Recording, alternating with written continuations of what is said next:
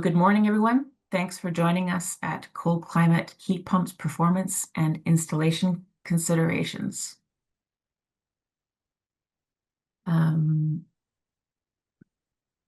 BC local governments know that businesses in their communities need access to training to meet the growing demand for high-performance homes, and that's where Community Energy Association comes in. CEA is a registered charity and nonprofit that accelerates bold action by local governments and Indigenous communities on climate and energy issues. Since 2017, we've delivered high-performance building training to the contractor and builder communities, and we work through a number of different programs you may have heard of already, including the Kootenay Clean Energy Transition, Building a Legacy North, and Retrofit Assist. Today, we're working with the Canadian Home Builders Association of Northern BC to deliver this event.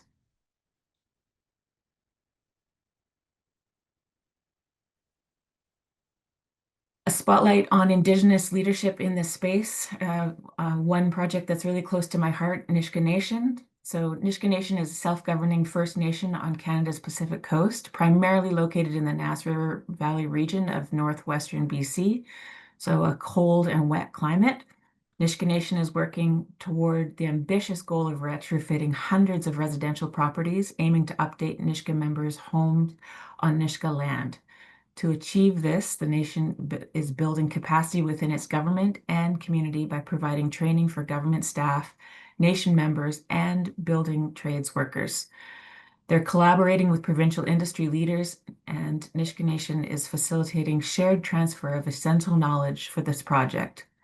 The approach strengthens the skills and expertise needed to execute a successful retrofit program. And we're just moving into the stage with Nisga'a Nation. They are working with us to deliver their own version of Retrofit Assist. More to come. So I'm happy to introduce today's speakers. We have a really diverse expert panel. Shay Bulmer of Northern Homecraft is from Vanderhoof. Andy Christie, building official, is joining us from the city of Kimberley. Jeff Kirkpatrick, Clear Result Canada, is coming in from Salmo in the Kootenays. Jody Kwok, Village Mechanical in Terrace, and Micah Pilpishin of Micah's Plumbing and Heating from Nelson. And today our first speaker is going to be Jody Kwok. She's an HVAC specialist and contractor, and she'll be answering some questions along those lines.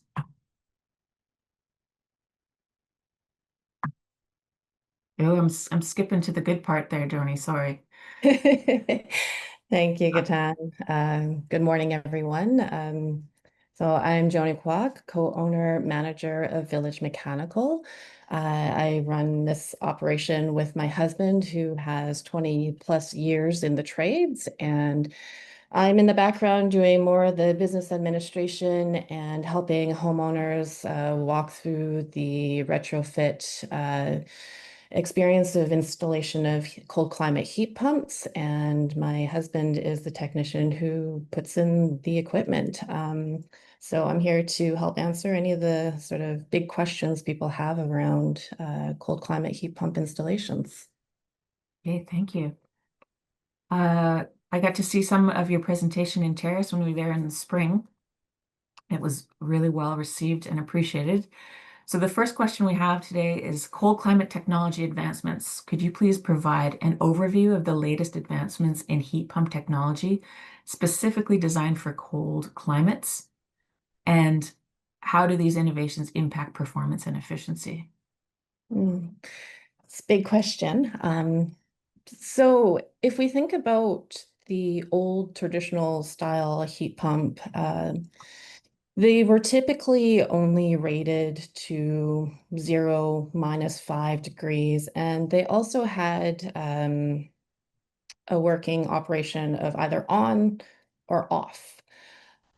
Cold climate heat pump technology has improved significantly over the last number of years, and what you now have is something called a modulating compressor, which now only uses as much energy as necessary. So it's not this 100% on or off. It's more like it might use 5% of energy just to get that right amount of heating or cooling that you have for your set temperature of your home. And it will start to ramp up as the home needs more heating or cooling as the temperatures change. Um, in addition is that the cold climate technology is rated now to minus 30 degrees and below. And I even just saw some new equipment coming out over the last month that's now rated to minus 40 degrees. So there is significant improvements that definitely can offer equipment that can service cold climates, especially in the northern regions. Okay, thank you.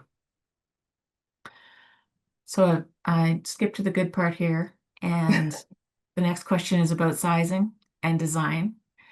And so how critical is proper system sizing in cold climates, and what are the key considerations to ensure optimal performance? Well, as you had the slide brought up, is that it's extremely important to have heat pumps properly sized to each unique home. Um, an analogy that we often use is that you can have two square boxes, both the exact same size, but one might have a bunch of holes punched into it. Another one might be very well properly sealed. How much loss or heat loss might happen with one box versus the other? If it's properly sealed, you won't need as much heat within that box versus something that has a lot of air leakage. So what we do is something called a heat loss, heat gain calculation, and the energy advisor is going to speak a little bit more towards this on what it means to have an energy assessment done on a home. But we take that information and help us understand what's going on in that home. If there's a lot of air leakage, you're going to need a larger unit. If there is not as much air leakage, you can go with a smaller unit. The thing is, if you size your unit too small, your unit's going to really struggle in cold climate. It's going to run constantly, and so you're going to have higher energy bills, and you're also going to feel like maybe the rooms aren't as comfortable as they could be. If it's sized too large, then you're going to end up with a system that short cycles, where it turns on and off very frequently, and it's going to wear out faster. You're going to have really loud noises and, again, also very inconsistent comfort. When you have something properly sized, it'll maintain a very even, comfortable temperature. You're going to see a lot more energy savings. It'll be more efficient, and your home overall will feel more balanced. So that's really one of the key things around properly sizing the equipment specifically for your home. And every home is very unique.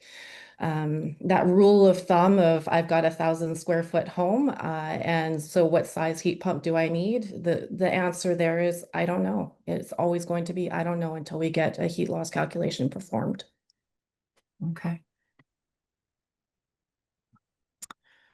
So the associated to the sizing question, looking at panel upgrades, can you talk a little bit about what factors should be considered when assessing whether a panel upgrade is needed for a cold climate heat pump installation? And what are the most common panel upgrade scenarios you've encountered? Actually, I'm going to step back to one other point that I wanted to make on the last question before we get to the panel upgrade. And yes, this slide, the nominal versus actual. So when you have the heat loss calculation provided and they say that,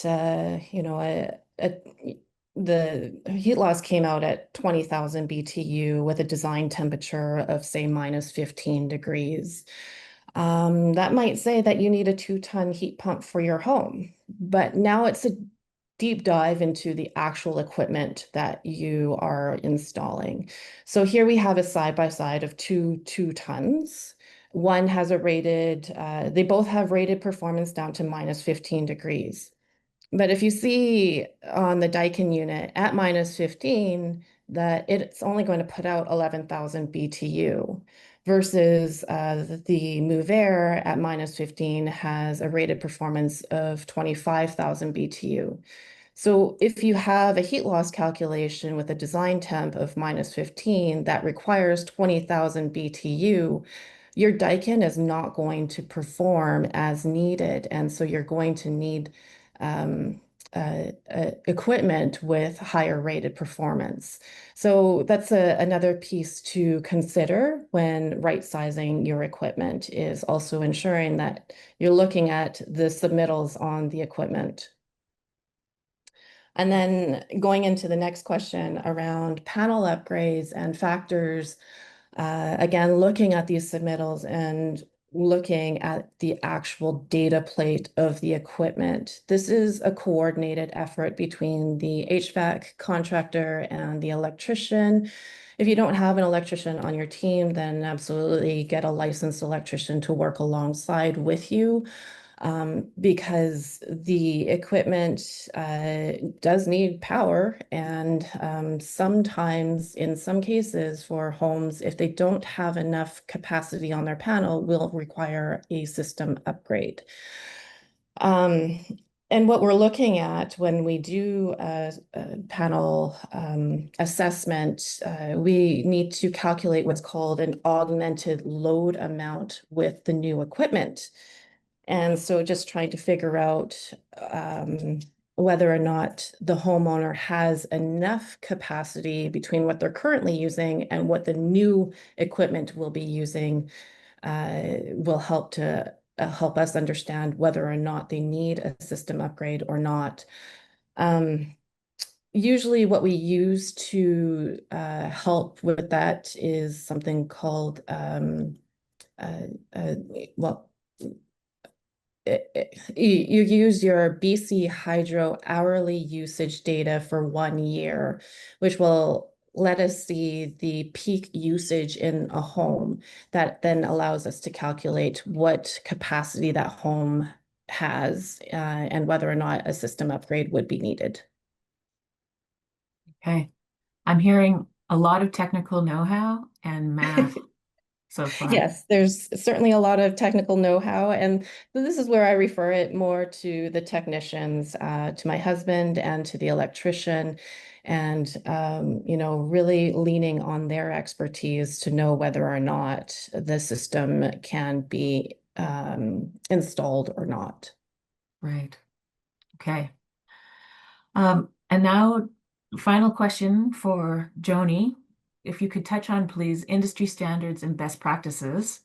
What is the industry best practice for installing heat pumps in regions with extreme cold? And how might these differ from installations in milder climates? Well, you're bringing up probably the first and foremost point here on this slide, is that in a cold climate, we absolutely need to have these outdoor units raised up on a stand. What we have is snowdrift. And if these outdoor units are placed on the ground during their defrost cycles, it can cause ice buildup around and under the unit.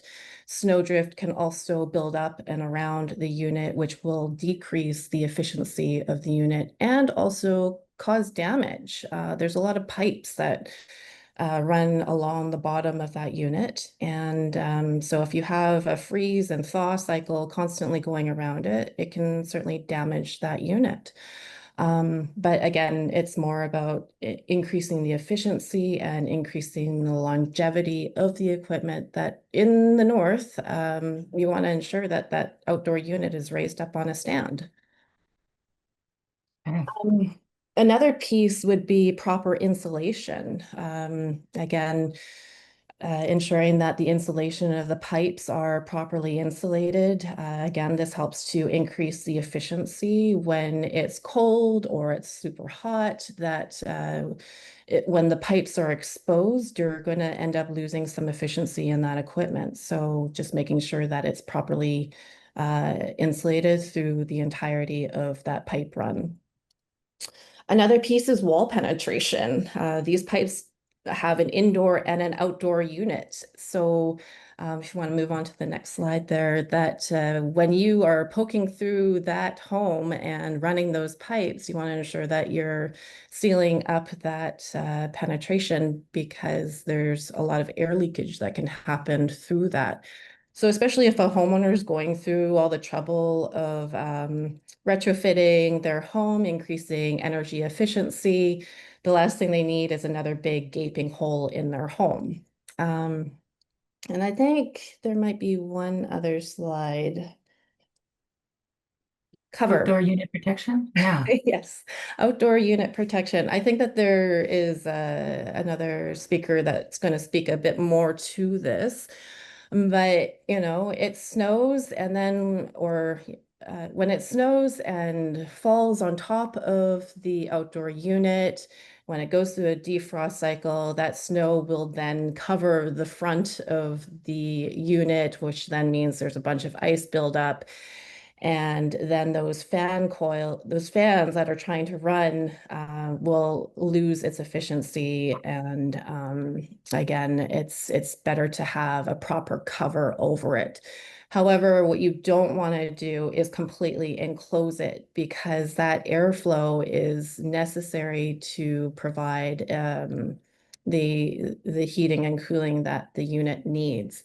So when you do consider some kind of coverage, don't enclose it. That heat pump needs some air circulation. And I guess the very last thing, we already touched on the electrical piece there. I think the last point I might consider with any installation for a heat pump would be proper commissioning. And one of the things that we do is nitrogen flush of the lines. And that is because if there's any sort of water or debris left within those lines, it can impact the system. So that's another piece that's a strong consideration for proper installation of heat pumps. But yeah, I think that's kind of the last piece that I have around that. Thank you very much. Jenna, were there any questions in the Q&A at this point? We do have a few questions for Joni. Yeah, thanks. So Greg asked, he's joining from East Kootenay, and he just asked, it was when you were mentioning that there are units that will run to -30.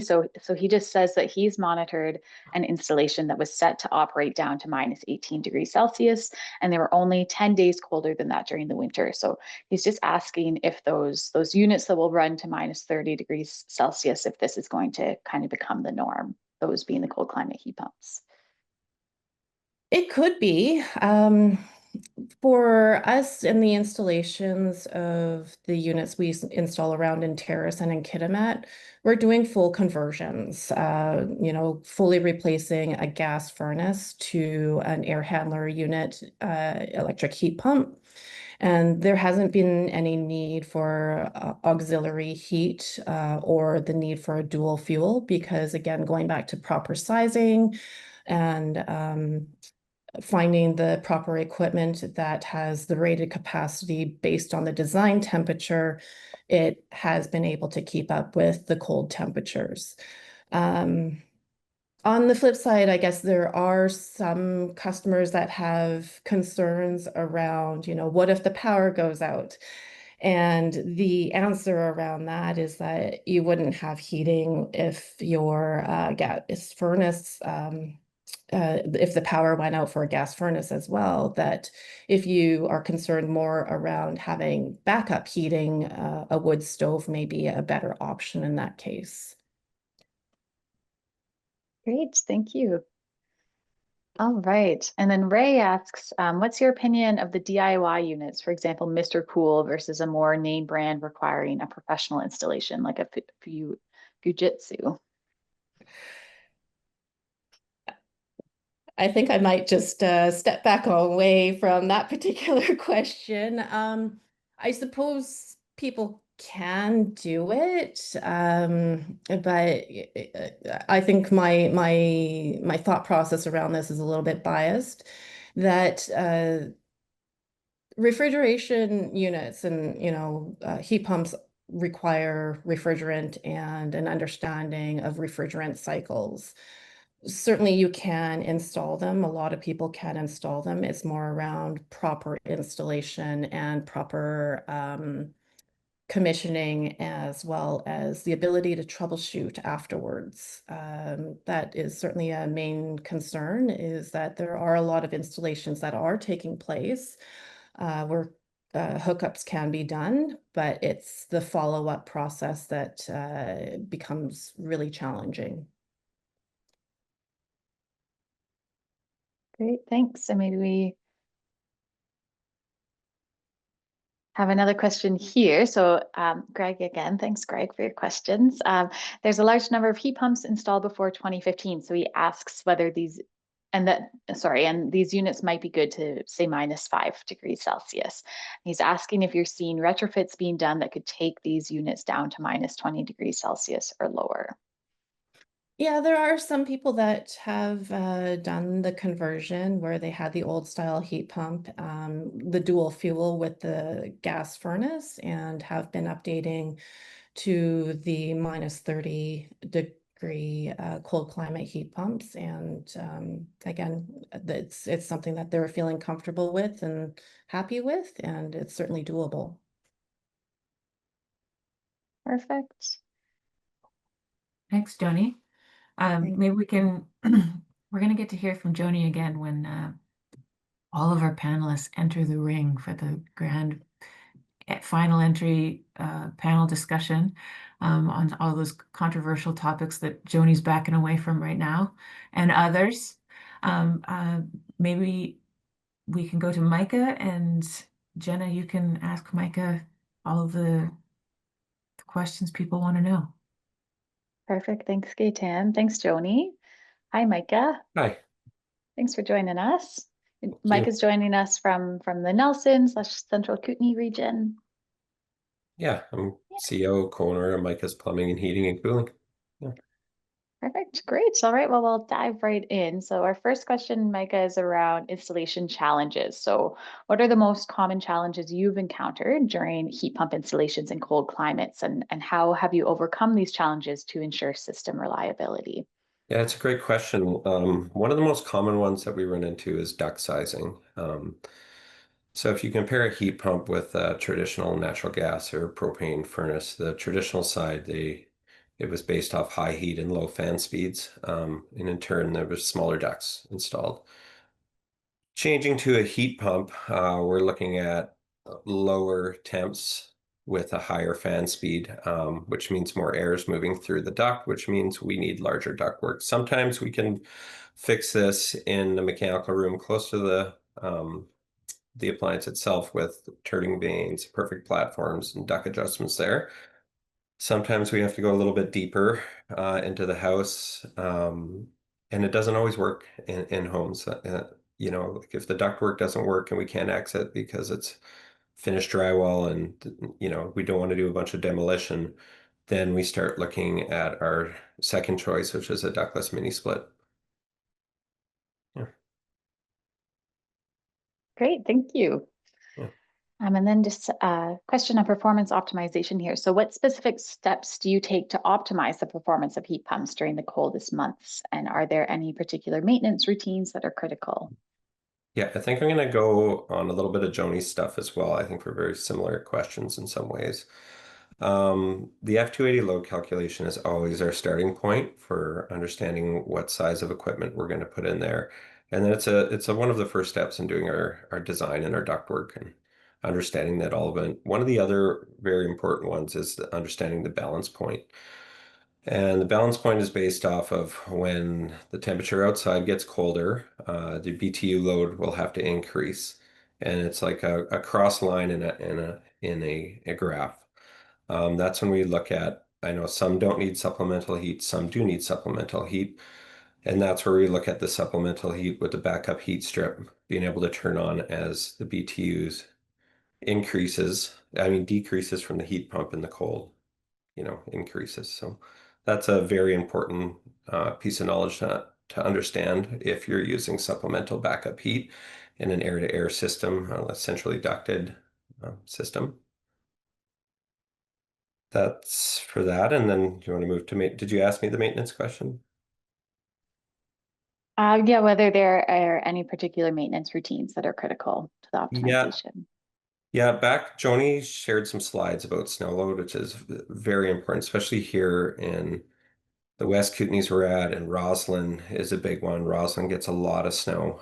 Making sure that you understand the snow load for your region and how much it gets. Like Roslyn is, at the base of the ski hill, so it's getting a lot of snow.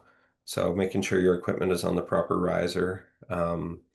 We talk to the clients as well, making sure if there's snow dumping off the roofs at certain areas, looking at metal roofs, and just keeping that snow load away from the unit, as Joni pointed out earlier. Yeah, there's typically with a centrally ducted air to air heat pump. I'm going to compare it once again back to the natural gas furnace. The natural gas furnace, once again, is high heat, low fan speed. Your filter isn't getting used as much as it will be with a heat pump. So there's a lot more air flowing through there. Your filter should be checked a lot more regularly. We recommend quarterly, depending on your house as well. If you have animals and pets and hardwood floors and a lot of dust coming in and out, um, we found that people change their filter twice a year, maybe with a natural gas propane furnace, and with heat pumps, we're pushing for quarterly, at least inspecting it, calling us, or lots of times homeowners do it themselves. It's a big one. The other one is the outdoor unit as well. So we have a lot of smoke, a lot of forest fires, and you can notice there's a lot of buildup on the outside unit itself. You'll see the thin little fins will collect dust and dirt. And once that gets on the unit, then the unit has to work overtime. It's trying to achieve the goal that's set inside, so it has to work harder. So those are some of the big maintenance ones is your filters, checking your snow loads, making sure your equipment's up out of the air, and yeah, just taking a look and calling a professional for maintenance. Wonderful, thank you. Yeah. All right, and then we're gonna shift to real world failures. So can you share a case where a heat pump installation didn't go as planned, and what lessons did you learn, and how have you applied them to future projects? Yeah, if I have time, I'll share a couple real quick here, if you don't mind. So one of them was locations, which when we're doing retrofits with ductless mini splits, and us as professionals are designing the system where the biggest heat gains are in the home, and installing the ductless mini split heads on the wall, but it doesn't always work with clients. They're not aesthetically pleasing for some people. So this becomes sort of a negotiation in a home, and as a mechanical contractor, you really got to draw the line and put it in the right spot. But then, then you have the client who doesn't want it there. So, yeah, it's a little bit of an issue with ductless mini split installations and in homes. And the other one is I'm going to circle back again to the F280, which I find so important. So a lot of these programs, like we have the ticket to input the data for an F280, which is fine, but the collection of the data can be difficult. It's something we're not trained in. So if we go out there and collect the wrong data and enter it into the software for the heat load calculation, we could come up with an accurate number. My biggest concern is that would really put the stress on energy consultants, and just to at least gather that data for us, to input it in the software. So it just say my project manager went out there and collected the wrong data and the wrong type of windows and didn't know the R value or the blower door. And there was just so much information. There's so much data again. And he got that wrong data, and then he added it into our software, our F280 software, that could result in wrong size equipment. It's very risky. And I just don't believe that mechanical contractors should be out there without proper training, and we should rely on people like Jeff and other people in the industry to do stuff like this. Great, thanks for that, Micah. And I'll put it in the chat. We actually have a webinar coming up specifically on that, on the data collection piece for F280. So I'll put that in the chat for you folks too. All right, and you said you had a couple real world failures. Another. Oh, well, on the there? first one I just touched on briefly, that was the one with the ductless mini split heads when Oh, we yes, yeah. yeah, when you design a layout and then the clients don't like the layout and they want to put it in a spot that's just not going to work and they don't want it on a feature wall, which I get. And then yeah, it can get tough sometimes in retrofits. Okay, great. All right. Those were kind of the questions we had for you, Micah, but I know some questions have come in the chat. So let me just swap over here. Andy did, folks, if you're following along in the chat, you should be able to see questions that have been answered. And Andy Christie, who's another one of our panelists, has been going in there typing out answers. So keep an eye there. But I know this is an important question. So Andy, thanks for providing the answer. I'm going to ask you too, Micah. Stephen just asks, to assist the ductwork sizing, do you need a room by room heat load calculation? 100%. Yeah, 100% room by room. Great. And then Andy just points out that duct sizing and effective duct length are needed Yeah. as well. All right. Oh, I'm losing Andy here. All on top of this. Awesome. All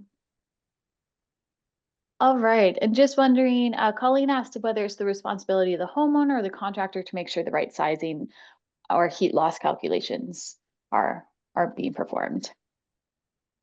Sorry, say that again?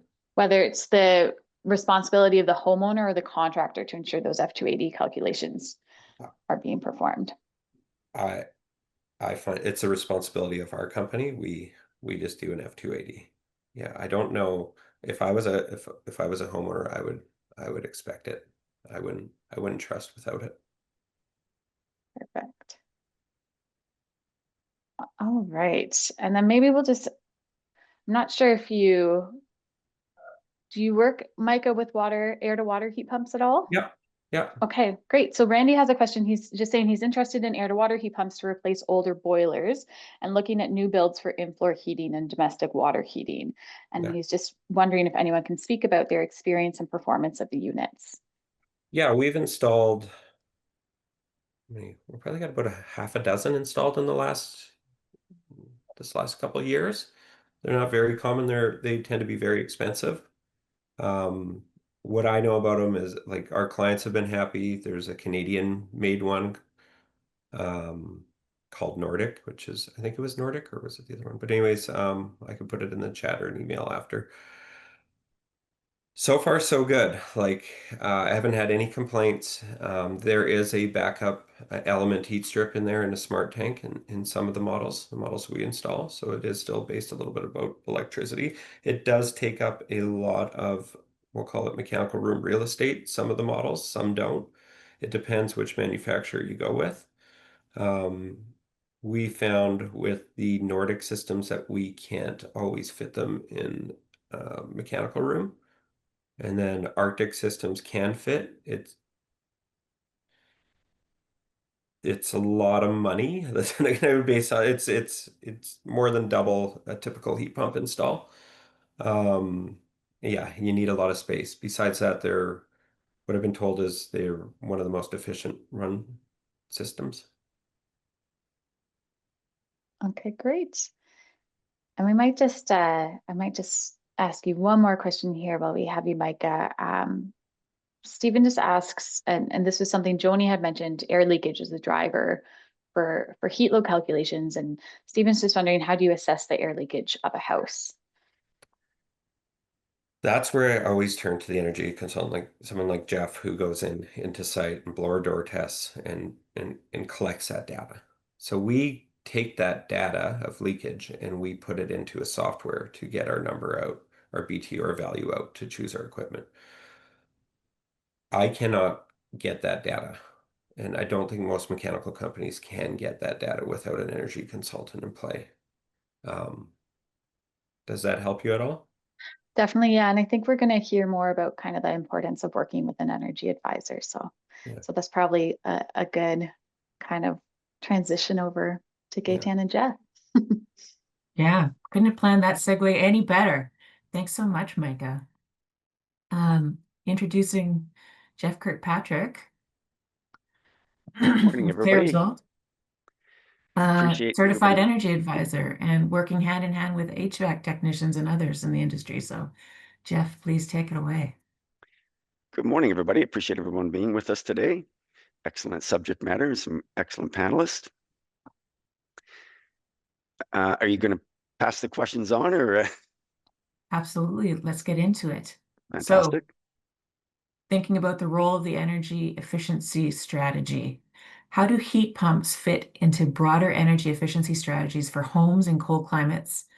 And what other systems or practices should be considered alongside heat pump installation? The heat pumps are a central component of cold climate energy efficiency strategies because they provide efficient all-electric heating and cooling, reducing energy consumption and fossil fuel emissions, critical in northern climates where we get into colder environments due to the existing high cost of resources. So their heating and conditioning resources are extremely high cost, whether you're, on oil or any of the other, resources. Reducing the consumption value, but also improving the efficiency value of that conditioning for those climates in order to reduce costs, greenhouse gas emissions. So reducing energy use, the heat pumps are significantly more efficient than traditional resistance heating, converting electricity into 2.5 to 4 times the amount of heat. Another benefit is decarbonization. By replacing fossil fuel heating systems with heat pumps, homes can significantly cut greenhouse gas emissions, contributing to a clean energy future and over a 90% reduction in the greenhouse gas emissions. Dual functionality, heat pumps provide both efficient heating in winter and cooling in summer, addressing both heating needs and the increasing demand for air conditioning due to rising temperatures. Important is supplementary heating in extreme cold temperatures that fall below a heat pump's optimal heating range, operating range. A supplementary system may be necessary. This is going into the northern areas. I know we're referencing components, equipment to -40, but it's the coefficient of performance. So it's how well is it providing the conditioning at those lower temperatures. So extremely cold temperatures could potentially include electric baseboard heaters or electric resistant coils built into the heat pump, an existing natural gas system, which provides backup heating during cold snaps. To maximize their effectiveness, heat pumps should be considered alongside building envelope improvements like insulation and air sealing, as well as a potential supplementary heating system such as the electric resistance or an existing gas for the coldest days, and a well-matched system with a qualified, experienced installer. And that's the second question. Yeah, so I heard in there a little nugget about addressing the envelope. Which I will get into in closer to the end of my time here. I've got some more information in regards. I'll delve into the houses system and envelope first approach in a couple of Okay. slides. All right. Have you got the slides, I Ketan? do, in fact, right Perfect. here. There we go. So we can skip to slide 4 for the second question.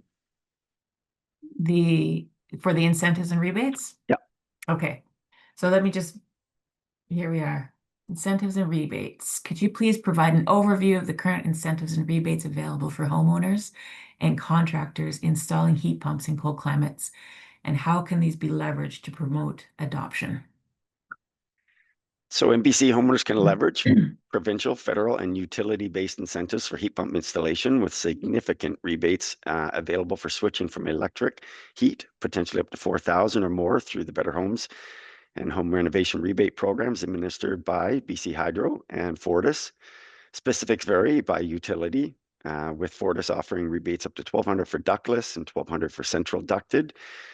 Income qualified programs, the ESP programs, and Northern BC top-ups, which I think are fantastic resources, sometimes covering the majority of cost. And contractors can promote adoption by educating clients on program eligibility, benefits, and installation requirements, emphasizing the energy and cost savings.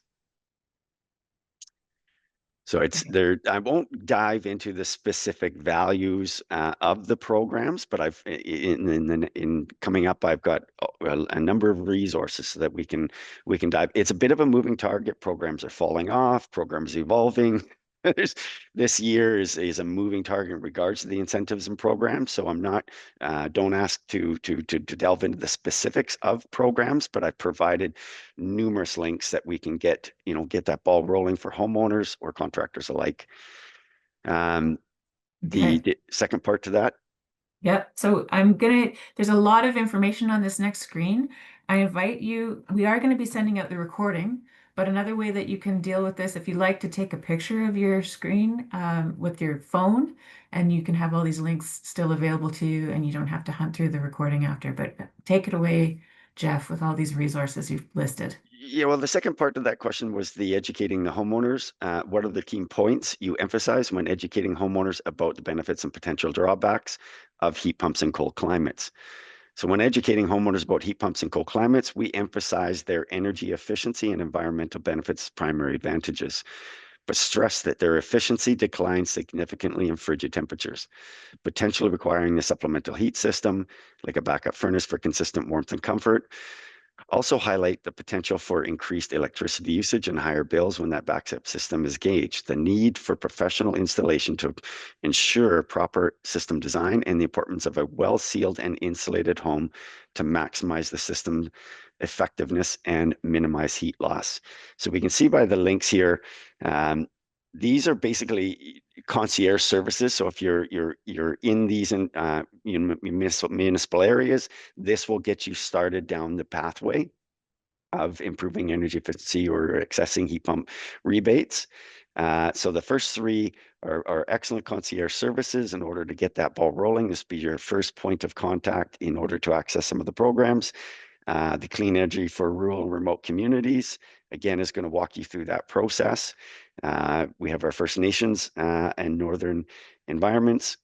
So these are some great resource depending on your demographic. And so then in that the next slide is the evaluating the building enclosure. So this is part of me elaborating on that homeowner information process and in response to the last questions, the critical components from an energy advisor's point of view in order to this process is the envelope first approach. So we've been historically oversizing equipment by guesstimation, and then the first couple of years of these programs, we've famously coined the term heat pumps on cheese graters because we have simply applying heat pumps to existing homes that are exceptionally high consumption values based on our historically poor building practices in regards to air tightness or insulation values, which are the critical components of environmental separation. House as a system is, I refer to the analogy like a bicycle wheel. If I want a true warped bicycle wheel, I can't just adjust one spoke on one side of the wheel. I need to compensate to keep that wheel balanced. And the home is that same sort of principle. If I change one component, I have to consider how is that having an effect on the other components of environmental separation. To touch on the question that was posed earlier about putting in your DIY equipment, it's not under the realm of impossibility, but you are going to have an unintended effects on your interior environmental conditioning, whether that's your indoor air quality, humidity levels, and how is that going to play on your health and wellness inside that space. The house system consists of four main components: your outer layer of building envelope, that's your environmental separation. That's your TEDI, your thermal energy demand intensity. Your inner parts or mechanical system is your MUI, your mechanical energy usage intensity. Your occupants affects your TUE, your total energy usage and intensity, and then the exterior environment. So these are the critical elements that as an energy advisor, we're assessing what is the impact on your indoor environment. The accuracy of the building heat loss and heat gain assessment is heavily dependent on a thorough evaluation of the condition of the building enclosure. The evaluation should include the following items: your exposed and above grade walls and basement wall areas, your type, thickness, and insulation value, your windows and doors and skylights, area, type, thickness, air sealing, and the direction that they're facing. So our solar heat gain and north side is not going to require the same evaluation, the same impact as your south side facing the sun. Your ceilings and roof area, again, type, thickness, and insulation values, and your foundation type and insulation values. These are all areas of the home where I can have a heat loss through conductive, through radiative, or through convection, or my heat gain in regards to the sun, or a lack of heat gain, say, on the north side of the building. So it's quite a delicate balancing act with all of the environmental separation components. But in the end, you can go to the next slide, Gaten. I'll just touch on why these three components are so important, and mostly, your thermal energy demand is your insulation and air tightness values. So if I have a low air tightness value, low ACH or air changes per hour, I'm going to have a tighter building, and a higher insulation value is going to give me more resistance to heat flow, which is going to improve my maintaining the conditioned space. Your total energy usage provides a measure of the building's total energy use, including both process and regulated loads per meter of the building area.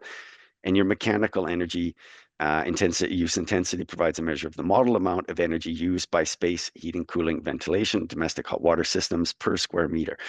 So basically, when I look at a building for evaluation, I have two dials to adjust the performance of that building. I have my TEDI, my thermal energy demand, or my mechanical. So if I have a poor envelope, then if I have a low TEDI, I need to turn up my mechanical to compensate. If I improve my envelope, I can turn down my mechanical needs dial, which is the better ratio for the performance of our building. So whenever I can turn down my mechanical needs, I reduce my consumption, my contributions to GHG emissions.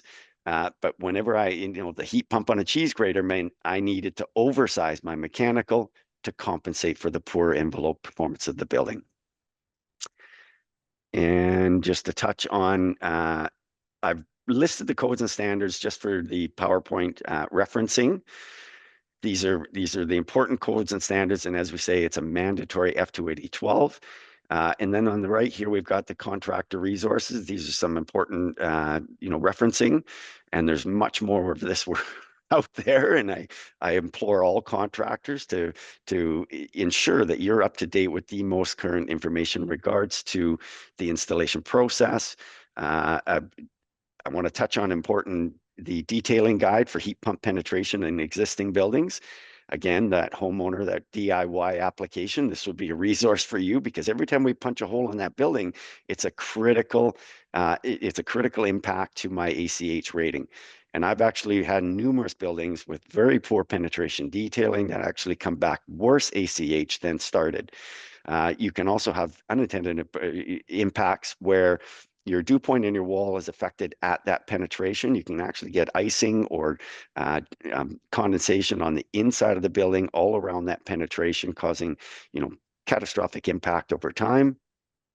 So in maintaining the critical barriers of the building, in that heat pump installation, this is as far as I'm concerned, this is a must as far as detailing those penetrations. So this excellent reference, touching on the energy efficiency nor the housing guide, which is an important subject that it takes additional considerations for northern, with the impact of northern environments on putting penetrations in, but as well as the insulation and air sealing values. So some good resources there for contractors as well. And that's all I've got for now. Gaten, questions? Oh, that's quite a bit, Jeff. Thank you. These are some really great resources. Can you remind me, ACH, when you're talking about penetrations, that is your air changes per hour. So that is the critical, that's the requirement, as everybody's mentioned about it requiring a blower door. So the blower door test, we seal up all the windows and doors in the building and install a fan in one of the doors or penetrations. We're depressurizing or pressurizing in some cases, generally depressurizing the building in order to identify where there are leaks, but also what is the air change rate. So if I've got a 1970s rancher with an air change rate of 7 and there's 20,000 cubic feet in that building, that under ideal conditions, which would be a 40-kilometer wind on the building, which would present a negative 50 Pascal depressurization inside the space. And that 7 air changes means I'm trying to condition 140,000 cubic feet of air per hour to maintain the comfort value of that building. If I reduce that air change rate down to, say, 1 air change rate, which is the new metric for by 2032, all new buildings built to 1 air change rate, then I'm only trying to condition that 20,000 cubic feet of air per hour once, opposed to that 140 value of my 7 air changes per hour loose and leaky building. Okay. Thank you. And I've hearing from Micah and Joni that air change per hour, that is some of the data you're going to be inputting into that F280 calculation.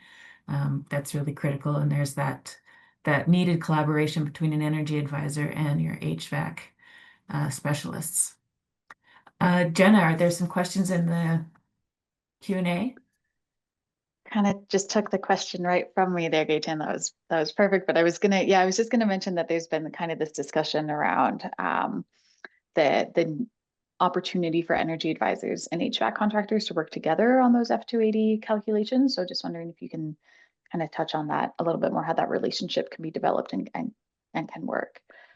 It's I mean, we've had some good points there, so I'm glad we've led to this question, because in order to make any upgrades to the building, it is advisable to seek the guidance of an energy advisor or building science consultant, because we would want to improve the building envelope as much as possible before making any mechanical change. That's the envelope first approach. So getting an existing assessment in order to understand what is my area weighted value of my building itself, of the enclosure, the capabilities of my existing windows, opposed to window upgrade to improve R value, thermal resistance, in the assembly. So getting an envelope first, an energy advisor or building science consultant assessment of the building is a critical kind of component of understanding, as a consumer, what am I working with before making any major decisions. I can look at my life cost factors over time. I can make comparative evaluations. Critical is the evaluation. In that evaluation, we're already taking detailed assessment of the envelope and all of the components, and then we're inputting it into software to establish what is again the area weighted and the performance metrics of the building. That data is the foundation of building an F280. So it's very easy for me to provide an F280 calculation on top of my existing data collection in regards to the building.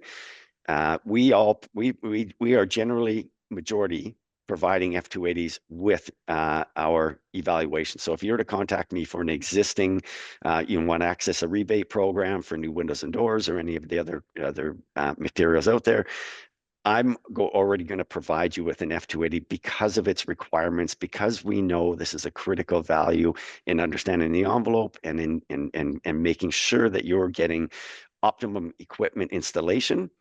At the end of the day, the most concerning factor is indoor air quality and human comfort. And so we want to ensure that pathway has a linear line to it. So I've already taken majority, 90% of the required information from my site visit. I can easily transfer it into software that gives us the F280 calculation. We can peer review and supply it to the mechanical. Mechanical can then decide on which specific equipment. So I'm not providing any recommendations on equipment itself. I'm providing what is that heating and cooling load requirement based on your demographic, your building performance, and environmental data. Great, thank you. And we had a question earlier on about where you could find a list of approved energy advisors, and Andy shared the link to Better Homes BC. Are there other kind of resources for folks who are looking for energy advisors? There are. There's a number. I mean, you can go to CASE, the Canadian Association of Certified Energy Advisors, directly. There's the HPCN or HPSC now. I'm not sure which. So there's a number of resources. There'll be links within some of the links to the concierge services. There'll be links also to local energy advisor access. Perfect. And we can provide those links both to Casey, the Canadian Association Certified Energy Certified Advisors. Energy Advisors, yeah. And then the HPSC is the Home Performance Stakeholder Council, who manages the Home Performance Contractor Network, which now has an energy advisor stream. So we're actually we have a slide introducing the Home Performance Contractor Network at the end here. So we'll share those links. Perfect. Thanks, Jeff. Jeff, well, there was one little thing that you tweaked there for me. So you said that you provide the calculations and you do not provide recommendations on equipment. And I believe that that's tied into certified energy advisor ethics and some of the potential conflict of interest or some. Can you just comment a little bit on that about your scope versus and where that starts and ends? Absolutely. As an NRCan registered energy advisor, we can't speak to specifics. So I can't recommend a contractor specifically. I can't recommend a specific, window power component or support, Daikin over Move Air. That's not my realm. I'm also not a mechanical engineer or a mechanic. So I can't speak to the specifics of one piece of equipment's performance value over another. I mean, ultimately, I'm providing what is the building's requirement for heating and cooling. So we know that our heat loss is 30,000 BTUs and our heat gain is 20,000 BTUs. That's the data that's what basically where my information stops. Whether you're going to a ductless or a split or a central or air to water or any one of the other specifics, that's sort of a conversation between the homeowner and the mechanical. So after I've assessed the building, giving a performance value and data in regards to the building's performance with some, homeowner or some occupancy loads involved in that as well, then it's off to the mechanical to decide specifically what equipment is going to work best in that environment. Okay, thank you. That's a helpful clarification. And now we're going to another member of the team, the home builder, renovator, contractor. So Shay Bulmer from Northern Homecraft. Welcome. Thanks, Kaitan. Hi, everybody.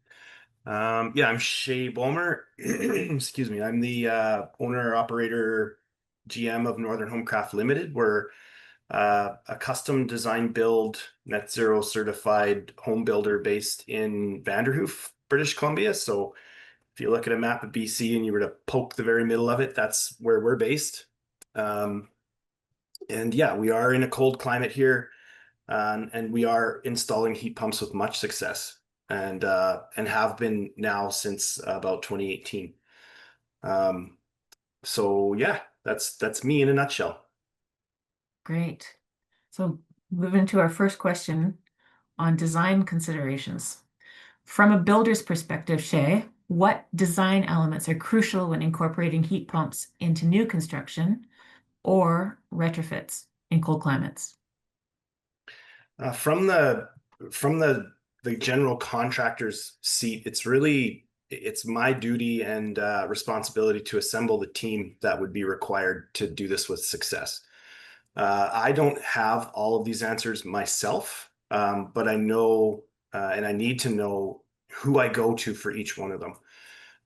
So some of the main consideration is first and foremost an accurate assessment of the home that is going to be fitted with a heat pump. And that could be a new home or a retrofit. So if it's a new house, we make the EA one of our first members of our design team because they are going to offer some really valuable information as to various compositions of the house. They let us kind of look at different models and decide where that money can be spent, where it's most effective, and then how can we downsize that mechanical system as much as possible, but ensure that it's adequate and going to live up to the task. So, work with an EA has a question mark on that bullet point. It's not a question mark. It's just to do it. Get them on your team as soon as possible. And then another design consideration is right out of the gate, who's performing the F280 and room by room heat, F280 and room by room heat loss calculations. That can be performed by some energy advisors offer that, not always. And sometimes mechanical suppliers and installers offer that, but not always. So it's just really important to know who's responsible for that piece of information to provide it to our whole design team and make sure that it's available and ready for submittal if your authority requires it. And then what's the accurate sizing for the system based on all of that information? So, and that's where we get into some really, in-depth conversations with our mechanical suppliers and installers. Are there improvements that can be made to the home or a new home's design before sizing? So that's the thing that we were talking about before, envelope before mechanical sizing. Can we improve that house through any means necessary or simple means? Sometimes when it comes to a retrofit, it's as simple as sealing up your windows or getting that ACH down with other practical ways that are not unreachable. And is the heat pump the primary heating source? This is something that we ask with all our new designs. If so, will an auxiliary heat source be required? In our region, the answer is yes. We won't, as a general contractor, I won't put a heat pump in without some form of auxiliary backup. We heard today that there's new equipment coming onto the market that's good down to -40. And so, our threshold of when we're going to need that auxiliary heat might move in the next few years. But right now it's a yes, we put it in. And that's because we do still deal in our region with really, really cold snaps that can run for weeks at a time. A few years ago, we had the coldest February on record, and I swear we were -35 for a month. And so if you have a piece of equipment that has a design temperature of -26, which I think is what we are here in our zone, it's going to struggle down at -35. And so you're going to want that supplemental heat.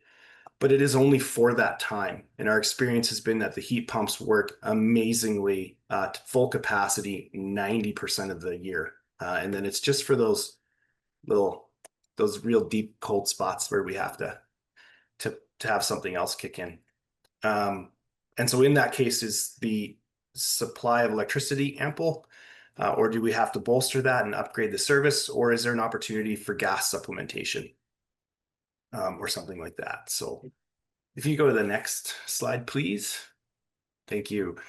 The other design considerations that I consider as a design build firm is what's the homeowner's usage and expectations of that system, the mechanical system. So what's the desired use for them? How often will they use the system or make adjustments to its settings? We all love the client that just sets it and forgets it. But that's not the case all the time. We have, lots of camp workers, people that aren't home for the whole week. They come home on the weekends and they want to turn their system up and they want to have that, adjust quickly.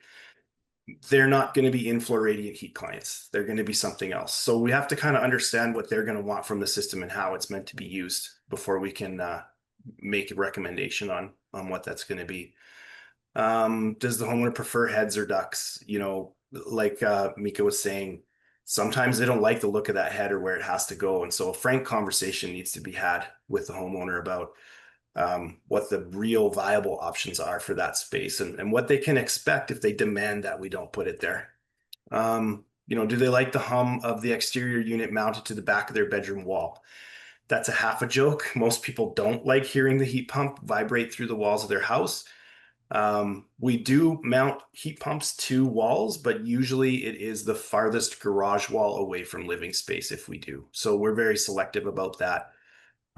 But always we're up off the ground in our region. And it's because we do deal with substantial snow and ice buildup. So, and then the next considerations are practical application and installation. Can the home structure and composition accommodate ducts or heads? This is more prevalent in retrofits where we don't have the opportunity to alter structure as we do when we're designing a new home. And so sometimes you have to look at the composition of a house and say, like, sure, we could, rip out all your ductwork and rip down all your ceilings in the basement to do that. But is it really practical? Or is, a split system going to be feasible for you to actually get it in? Climate and setting. So where's the best location for the exterior unit? That's a big one for us because of the snow and exposure in our climate zone. So we're always looking at things like that. In new homes, do we need to create space for ducting or alter structure? We have that opportunity during design. And in retrofits, is the existing ductwork adequate for the newly calculated loads and required capacity for the system? Oftentimes we find it's not. So those are kind of the design considerations that I'm looking for as a general contractor when we're approached. And it's my duty to know what team members I need to, pull together so that we can get that all sorted out and accounted for. Okay, thank you. That was very thorough. The next question has to do with integrating insulation and ventilation. And how do you ensure that the insulation and ventilation systems complement the heat pump's efficiency in a home? And can you share any examples where this integration made a significant difference? I can. So again, I'm gonna holler out to the EAs here. You'd think I'm an energy advisor and I'm trying to sell those services, but I'm not. But they're really important. They give us the opportunity to weigh, envelopes against mechanical or other features of the house. And then as a general contractor, I can pursue looking at cost effectiveness based on those different things. So it's really important that we look at the integration of all those things together. So that is that term, the whole home as a system. Air tightness is the biggest lever, one of the biggest levers that we can pull when it comes to proper sizing of mechanical and heat pumps. So if we can address that, in an effective way and get that air tightness down, we can have a major effect on the sizing of that heating system. So that's directly related to the envelope. We use different wall types in our region, and it's kind of dependent on the size and the complexity of the home. So in the past, we had a home that we modeled with two different wall types. And one was a double framed deep stud wall, and the other was going to be more of a standard 2x6 wall, but with exterior insulation applied. And both those walls come in at different price points and have different pros and cons.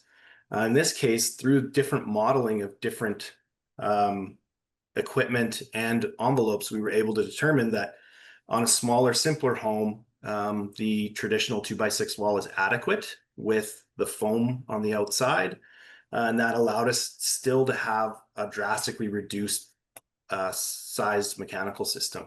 And so it was through exploring those different options that we were able to determine that and end up keeping the build cost of the building as low as possible while still achieving a high performance. So get yourself an EA and make them work because they like doing it anyway, and it's kind of a fun, nerdy thing to do. Is there an opportunity to combine or share ductwork for heating and cooling and ventilation? Again, that relates sometimes to the usage that the client wants to have. So you can integrate those ducts and share them for both your ERV, HRV, and your heat pump. And sometimes it's better to have a dedicated ventilation system. So the other key part about integration and application of these is construction details. So as a general contractor, that is directly my responsibility and my team's responsibility. So we focus a lot on construction details, in particular where penetrations go through the envelope, wires, hoses, and things like that. So, our team has a whole binder full of different applications to keep things tight. We like one hole, one wire, or one pipe. We use rubber EPDM gaskets a lot of the time. And this is an option that you'll have for new construction that you might not have for retrofits. But knowing and understanding what details can be applied, where those things are going through the envelope, is a huge part of success with keeping your air changes down. I saw Jeff light up there when you said rubber EPDM. Give you a big thumbs up, and just really emphasizing the importance of that air tightness and managing penetrations. Yeah, we have a fun day with with our energy advisor, we do a mid-construction blower door test on a new home.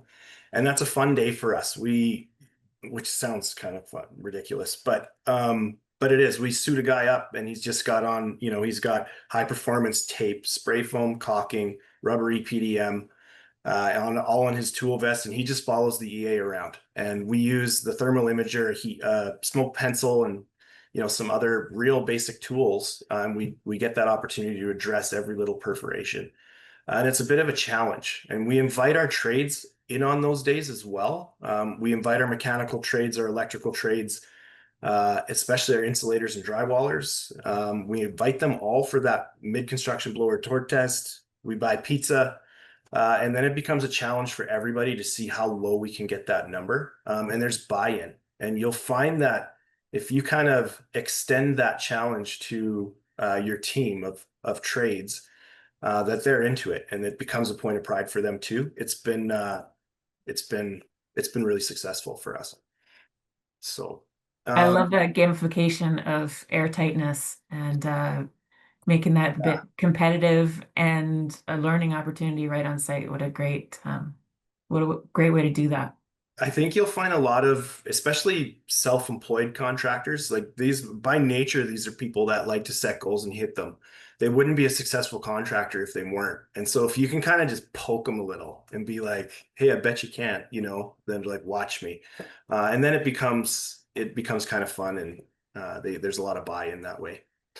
So retrofit challenges. Yeah, what the retrofit challenges, we're thinking about the unique challenges when retrofitting an older home with a heat pump in a cold climate. And how do you address these issues related to existing structures and insulation? So it can be a bit of a can of worms, hence the cartoon over there.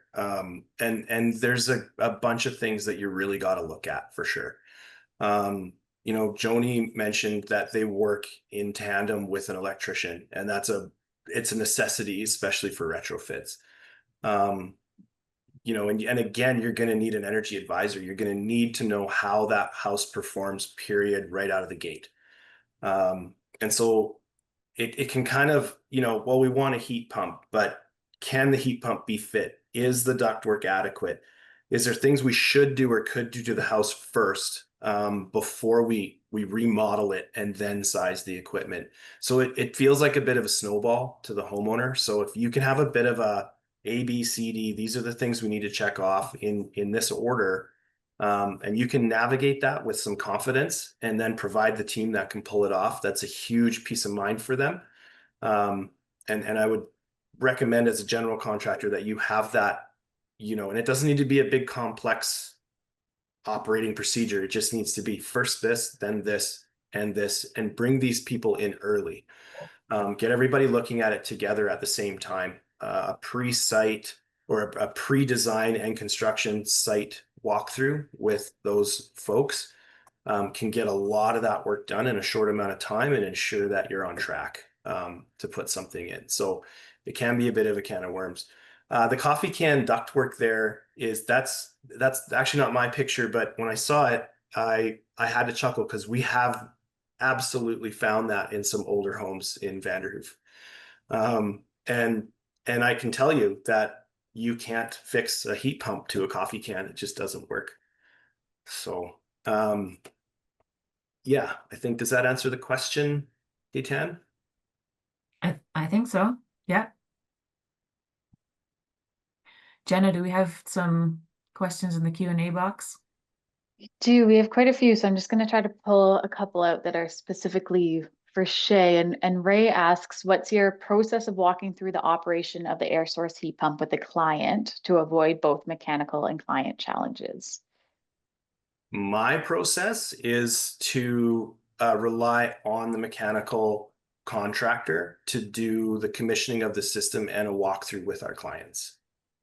So it's absolutely a part of their subcontract with us is to provide that. Again, as the general, I am not the specialist on the mechanical equipment. And so I want the very best person to relay that information directly to the client whenever possible. Great. There's been a couple comments kind of in the chat, and Amanda, put a comment through the Q&A too around the need for ventilation in the home. So if you're moving it from a ducted system to a split system, you still need to account for that loss in ventilation. And Greg just asks whether you've considered going to a high velocity system to try to move more air in an older home. Not specifically, we haven't. No, our retrofits have been, so we've done some combi systems. We've done Dakin VRV Life because it had so many options for distribution within an old home that we completely renovated. So in that home, we had the opportunity for ductwork in the basement because we were going to do a complete gut. But upstairs, we didn't want ductwork up there. And so we went with a multitude of various different distribution methods, like different cassette heads and things like that. So it really let us kind of tune in on what was going to be visible and what was needed. But specifically high velocity, we haven't done it yet. I'm not opposed to it. We just haven't gone down that road. All right. Thank you. I'm sorry to move us along here, but I don't want to cut into Mr. Christie's time too much. I really appreciate your Dino Dam, Dan. Heat pumps don't work in the north. Dinosaur trades that say they don't work. Thanks for that extra graphic there, Shay. This is a real thing that we deal with up here. And these folks also, they get articles in newspapers, believe it or not. And so it is like something we constantly have to fight against. And I have, you know, it doesn't help heat pumps for sure get used, but they work. I'm telling you, they work. What I'm saying is you need to have these assessments done accurately for them to work, and then they work incredibly well. And I think that goes back to that question that we were stepping back from. I won't step back from it. Absolutely. If you think you can buy an off-the-shelf heat pump or hire a mechanical contractor that maybe isn't a certified refrigeration mechanic and doesn't understand those intricacies, you can hire them to put one in. But then don't say that heat pumps don't work if it doesn't work for you the way you thought it was going to. You may end up phoning the certified installer, you know, to rectify what you've tried to do. You may pull it off. And if the only box you're trying to check is it's hot in here in the summer, I'm going to put a heat pump on, I'm going to punch it through the wall so I can blast cold air into the living room. If that's the only box you're trying to check off, absolutely. If you think you can save money and go that route, then go for it. But maybe don't go in the newspaper and say they don't work afterward, because you didn't really go through the whole process of making sure it would. So there's my curmudgeon-y contractor rebuttal. Thank you so much. It sounds like there's some fighting words waiting to come up here at the end. We're going to transition to Andy Christie, please. Andy's a building official with the city of Kimberley. And morning, everyone. Hey, there you are. Am I still muted or? No, I'm good to go. we got you.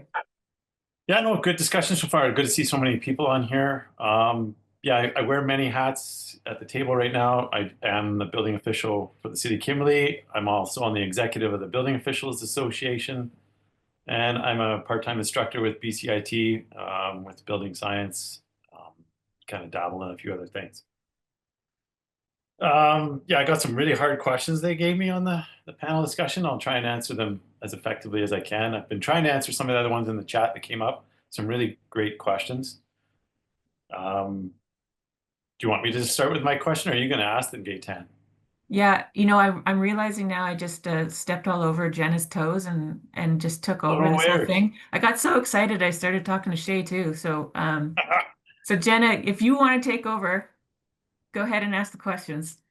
Sure, I didn't mind at all, but yeah, I can ask some questions with you, Andy. All right, so our first question here is just asking if you could provide an overview of the permitting process for heat pump installations for Part 9 of the BC Building Code. Yeah, kind of a double-edged sword question, and I'll try and answer it as effectively as I can. Currently, yeah, the mechanical trade in the province is sort of an unrecognized as far as enforcement goes, or requiring permits. So there's a little misnomer there. It's not necessarily an unqualified trade, it's just an unregulated trade. I don't know if people know the difference of that, versus you need the qualifications to be an electrician or a plumber, and you also, there's legislation regulating both of those industries. The mechanical industry, which I brought up in a chat with the province, they were under the understanding in the code that it said you were required to be a certified mechanical contractor. Other than requiring a CSA F280 report, there is no qualifications for a mechanical contractor to possess in the province to install equipment. That being said, there's really great installers doing a really great job with F280 reports, doing duct calculations, design and commissioning. And then there's the other far end of that, versus there's other installers that have none of that happening. And this is where you see people going to sometimes the lowest bid and getting that sort of installed. I did look on, pretty much did a deep dive web search, and the city of Vancouver has a mechanical permitting requirement. They fall outside of the BC building code because of their, they have their own code. So that in the city of Vancouver, you require a mechanical permit to put in mechanical equipment in installations, and they actually go out and inspect that and regulate that.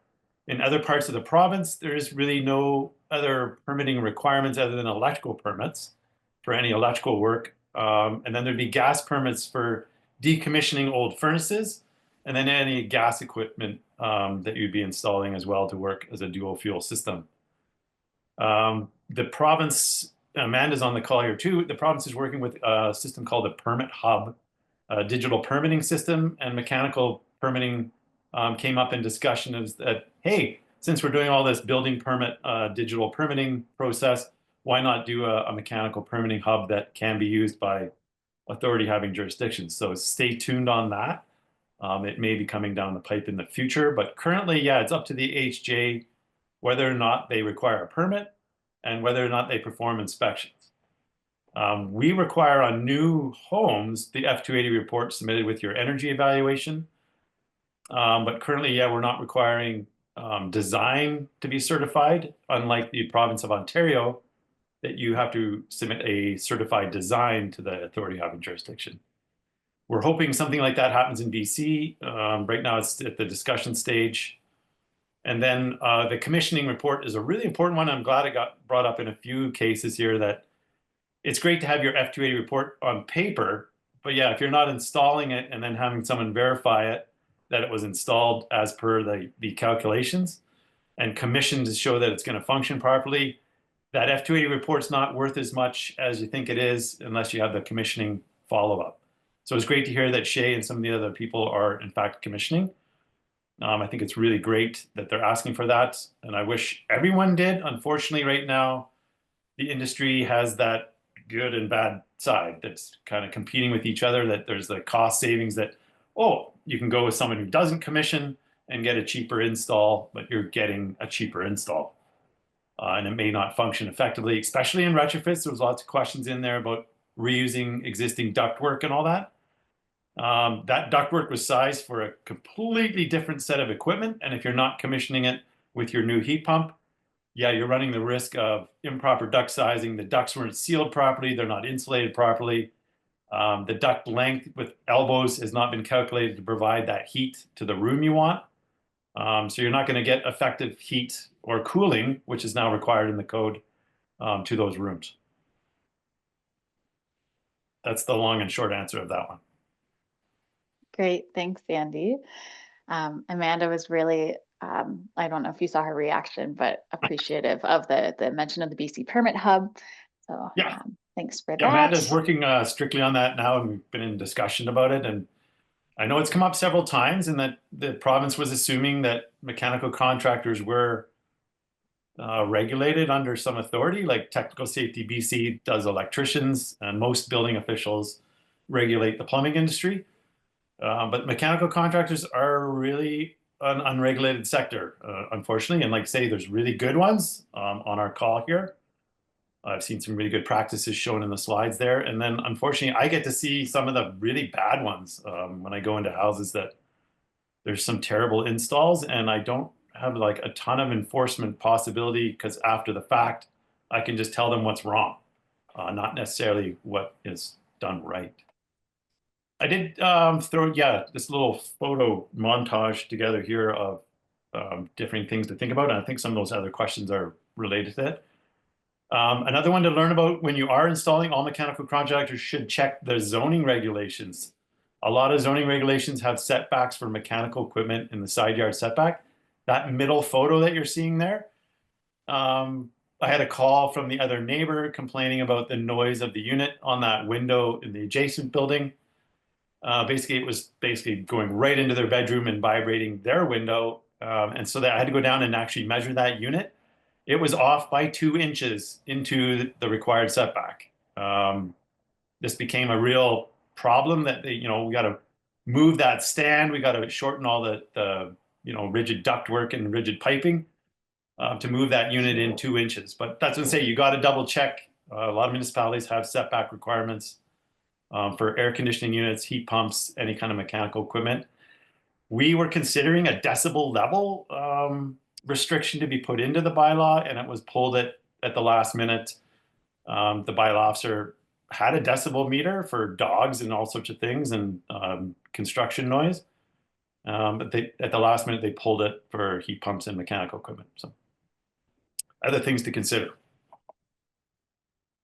And I see Amanda's got her hand up. Am I supposed to take questions? Well, I know we're saving questions for the end or through the Yeah, chat. you gotta but have I to feel wait, like Amanda. Yeah, but unless Amanda, I feel like maybe you just have something to add really quickly to what Andy was saying.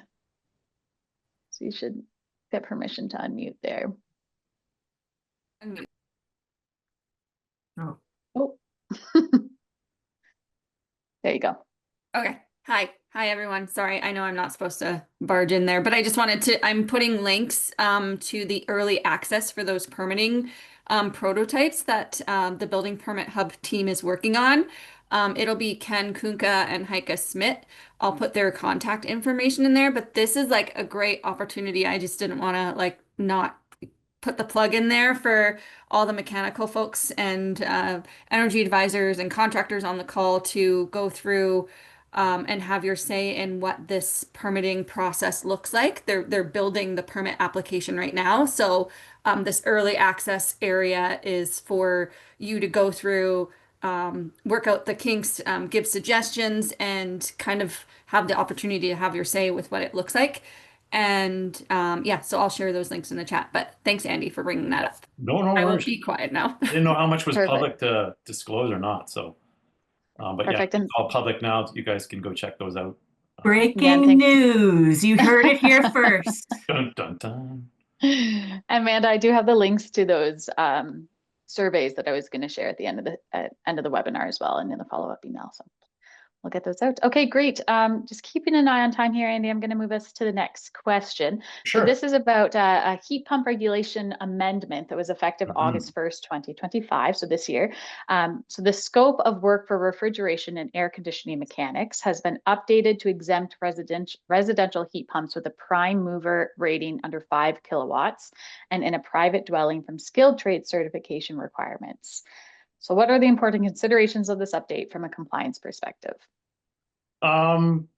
Currently not a lot because, again, a lot of municipalities are not requiring a mechanical permitting process, but this could affect coming soon with that permit hub and the requirements. You're going to see a lot of installers that just take, an hour or 2-hour course on how to connect a heat pump and don't have any other like refrigeration ticket or any other like sizing calculations required. I feel like it's opening a door for more deregulation of the industry. And I think it was just a capacity issue in the Lower Mainland of the grant timing was running out. And there were so many customers wanting the heat pumps put in that this was a stopgap measure to get more heat pumps put in before, grants ran out.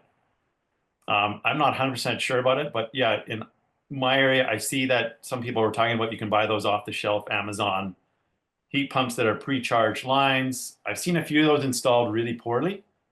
They come with pre-charged, say 16, 20-foot line, and the homeowner wants it to go in that spot, and they just coil that 20 feet up in the spot, and they actually are reducing the effectiveness of their heat pump. And kinking the lines like they do, there's a risk of that refrigerant leaking and contaminating the house, so that there is some real dangers of it being unregulated. I understand why the province did that amendment. I'm not so sure I agree with it, or a lot of the mechanical contractors on the call or online that I've had discussions with agree with it as well. Just because it creates that two-tiered system of installations again, which we currently already have, which the good guys doing all the good work with commissioning and design and CSA F280 reports, and then there's the bad guys that are the Wild West still running around with units in the back of the van and putting them in at discount rates. I think it falls in between. They're allowing people to put in these units that don't require a refrigeration ticket, but yet they should require all the F280 and everything else before that. So this maybe is some middle ground in testing the ground to see if this is going to help with stopgap measures and training, because there is not a lot of trained currently heat pump installers with heat refrigeration tickets. And I know BCIT has been working really hard. They created a whole lab, a heat pump lab, to train the industry up. Yeah, I'm not sure how to answer that one effectively other than just my opinion on it. Yeah. So. Yeah, no, that was great. Thank you. And then just another quick question here around what are some of the most important considerations for heat pump installations from a compliance perspective, maybe touching on some real world examples? Yeah, like I say, they have definitely ballooned in our area. We're a zone 6 climate, so a cold climate, like similar to Vanderhoof, I think, with -26.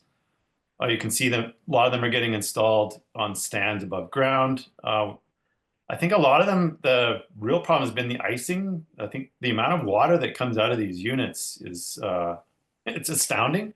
And I think a lot of the new contractors here that are unfamiliar with the equipment, that are new to the equipment, were unsure about when they installed locations next to doorways on paved surfaces like driveways and carports. It seemed to be it's a carport, it's covered, it's open. And they flooded the carport. And actually, I've seen some vehicles iced to the pavement with that much ice. They had to break free the vehicles to get them out because the whole carport was a sheet of ice. Putting them under eaves when we have high snowfall and metal roofs, the snow shedding onto units, as you can see in one of those, is funny because the city put some heat pumps in a city building right under the eave. And I don't know how many texts and phone calls from the contractors around town the next day who were on it saying, "Who did that install? It's right under the eave." And sure enough, first big snowfall buried the units, actually bent one of the pedestals. So they had to go back in and now build a roof over top of the units to deflect the snow. So not a lot of education around some of these units. They're not really designed necessarily for high snow loads, but they are designed for cold climates. So yeah, protecting them from the snow, getting them off the ground, and then even under like gutter downspouts, that a gutter might back up, and then the ice would rain down on the unit. I've seen that. I've seen them completely buried in snow, and then the homeowner wondering why they're not working, and you go, a fan is completely frozen, not spinning at all, and then they're wondering why they're cold, in the winter. I've had so many homeowners come to me though, so I do recommend them not to be, I put in the chat there, not on a hard surface draining, because they will ice up incredibly. We have extended weeks of very cold weather. So I had a lot of houses go in, they had to rip out or cut out the concrete or paving and put in gravel with a French drain to drain far away from the building. The problem is when this does thaw in the spring as well, all this ice can drain down between the foundation and the paving or the concrete and flood basements if there's any cracking in these old houses. And a lot of these old houses didn't have damp proofing in the Wild West mining town of Kimberley. They built these houses as very temporary, and they're still around today. But yeah, a lot of these basements leak, and these heat pumps have been draining right into basements now, which has been a real problem. Some of the other real life ones, the wrong sizing, as you want to call it. Yeah, a lot of these installs did not have permitting, electrical permits. I think the caution there is if you're a homeowner, and that was in the chat, definitely ask to see a copy of the electrical permit. You're required to have an electrical permit to install a heat pump, no matter what. You have to have an electrical permit. If your contractor didn't get one, that should be a huge red flag. And then also ask to see the CSA F2A report to know that that equipment that you're getting installed is correct. Kind of like here, we had, you know, back in the day, 2 sizes of furnaces, a big one and a small one. And that kind of meant they crossed the needs of the community, and that's all they had on the shelf at the supplier. That's been about the same thing with heat pumps initially here. They had 2 different kinds. Now with, you know, you can kind of ship from anywhere and get the equipment you want, and homeowners with the knowledge of, you know, I want this equipment, they get them shipped in and then they get them installed by a local installer. I think it's really changed the game as far as the variety of equipment that's out there. Instead of just having 2 options or 3 options and trying to make the right sizing fit, I think a lot more clients are a little more savvy now and asking to see the F280 reports, at least locally here. And I encourage everyone to do the same. And if your building official doesn't know about CF280 reports, we are trying to do that at the Building Officials Association, train all the building officials on what is required and how to read those reports. I did put a link into that handbook, and there's a really good, in the appendix of that handbook, it shows line by line what you're looking at on an F280 report, so it's not all Greek. You can actually understand what each line item on an F280 report refers to and means. And what you should be looking for if you're seeing these types of values exceeding another value, for instance. We're seeing, yeah, much better installs as far as location. The drainage was the main one. We had the same thing when people started putting radon fans in on radon pipes. All of a sudden, that pipe that was benign and a passive pipe, they put a fan unit on it, and they're pushing warm, moist air from the underslab of a home. And we had huge giant icicles coming out of sidewalls of buildings and on roofs of buildings. So mechanical exhaust and venting has always been a problem in high snow loads. And the heat pumps is definitely no different. Yeah, the penetrations part, I've seen some really bad installs where the mechanical contractor only had, say, a certain size of hole saw in the truck available. And, you know, for a 3/4 inch line pump, they used a 2-inch or 4-inch hole saw and made a giant hole through the envelope, and then really poorly tried to seal it with, you know, tapes or canned spray foam. And you can still see where rodents have like chewed through and gone through into houses. And, you know, also the air leakage that's really poorly done on some of these retrofit ones. So Okay. definitely things to look for, yeah, when you're getting your install. And I don't know if there's any questions regarding all that. Yeah, so actually now it's a time to transition. Thank you very much, Andy. Yeah, no problem. Andy was our final solo panelist, and now we're having an opportunity to direct some questions to specific panelists and have some discussion to bring us toward the end. And there will also be a poll as part of this before we close up, and just some information about other upcoming events that we have. So maybe moving into some more questions from the audience for specific panel members. Perfect. All right. And yeah, as Gaetan mentioned, we're just going to run a poll in the background. So you'll see that pop up as we're having this discussion, but it's just for your feedback on the webinar and what you liked and how we can improve next time. And we do take all of your feedback into consideration as we move forward with our planning.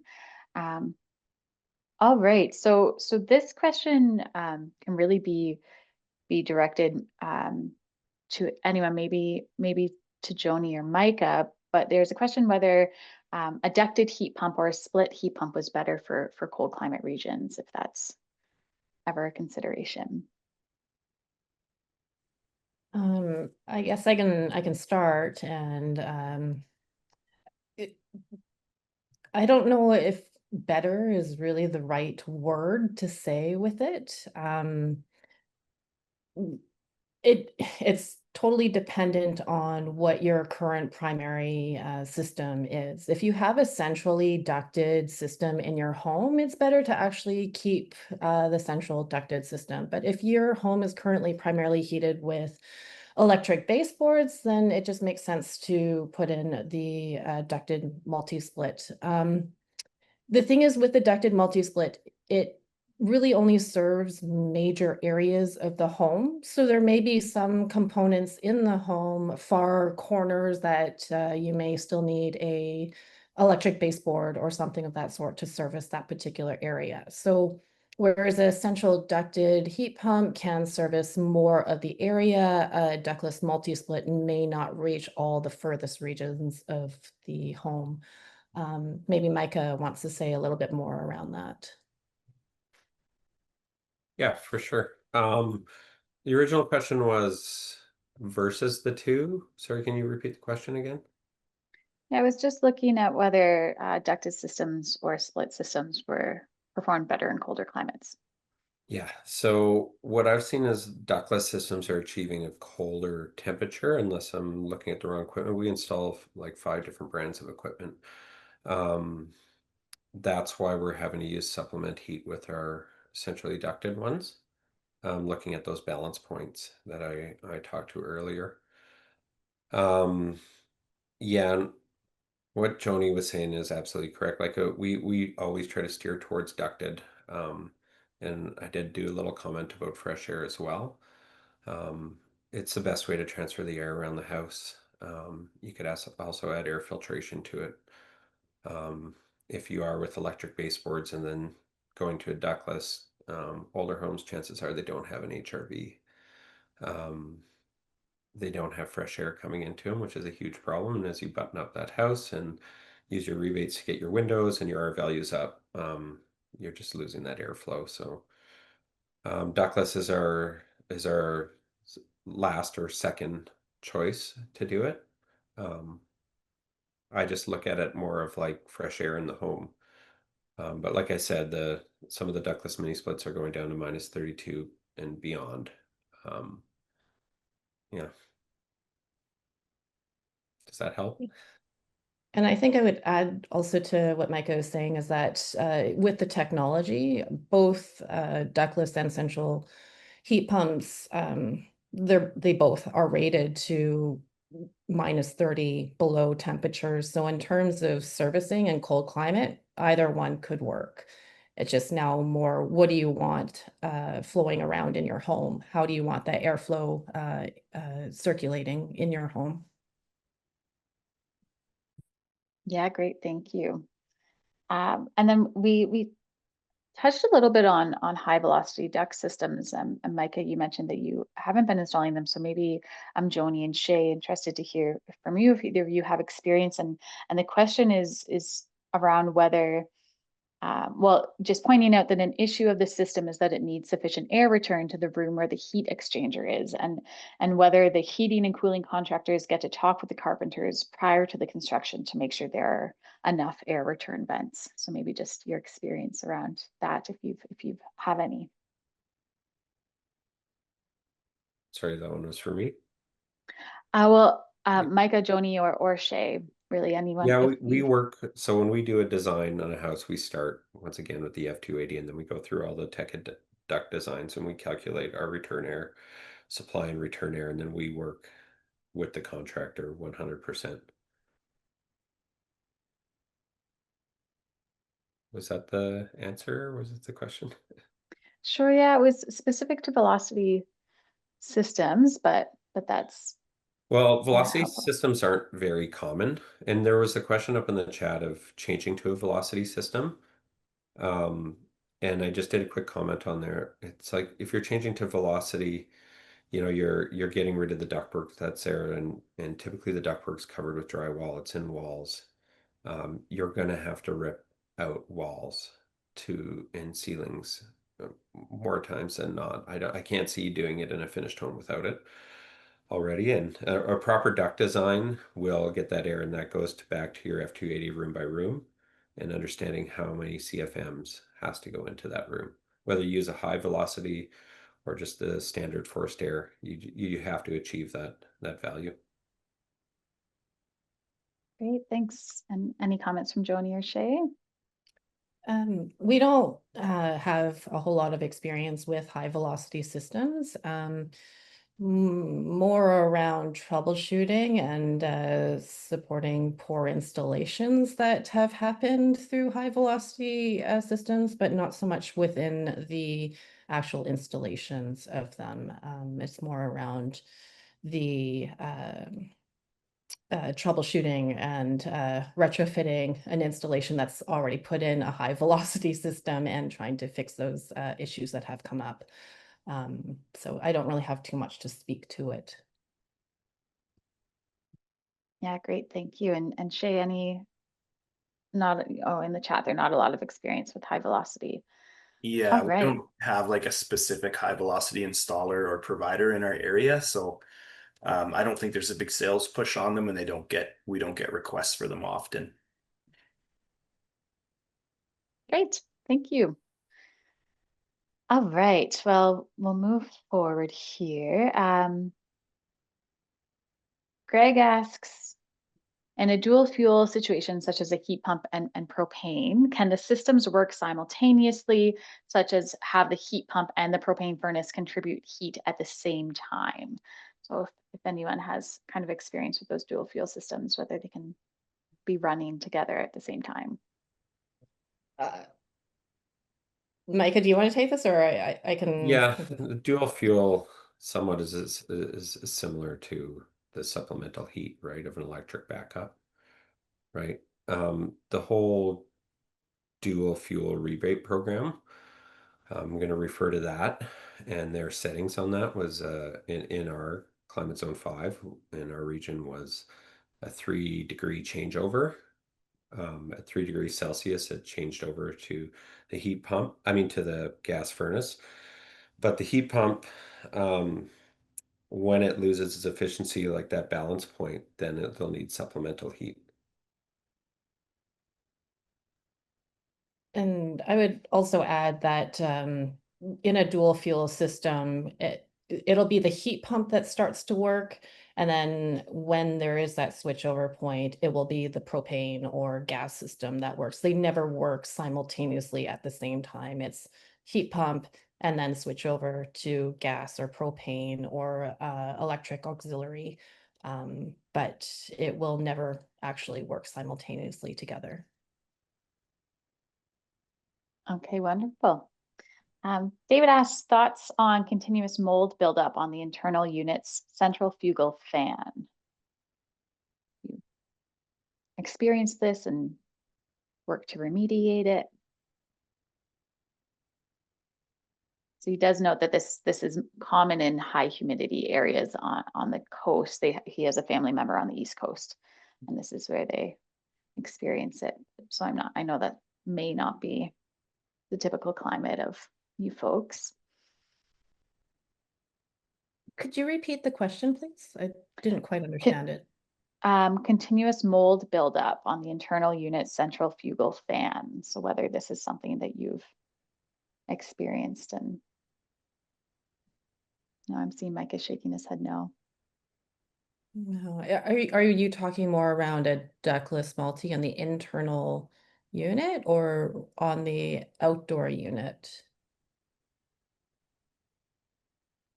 David, if you want to raise your hand, we can unmute you if you want to ask your question directly, or if you want to provide the clarification right in the Q&A. Because I know that with ductless multi-splits in the indoor unit, you do need to clean out those filters on a regular basis. I also want to ensure that there's proper drainage from those indoor units so that there isn't any of that mold buildup. So if a homeowner is not properly doing their maintenance on those indoor ductless multi-splits, then you can end up with some mold issues. But again, it's more about maintenance and cleaning. Perfect. We have David has unmuted himself. So go ahead, David, if you want to ask a clarifying question. Hi, everyone. Thank you. Yeah, that's about, I think, the issue. There's a lack of like regular cleaning. They have a multi-split unit.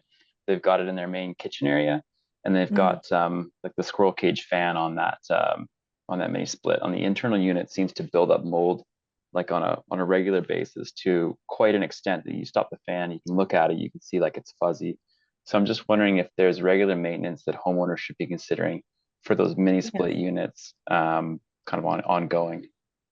Absolutely, especially and especially if it's placed in a kitchen area where you have cooking oils and all of that sort of stuff. If you're not turning on your exhaust fan and you have all of that buildup coming in from cooking, that ductless multi-split head is going to be sucking in all of that cooking oils and all of that sort of stuff.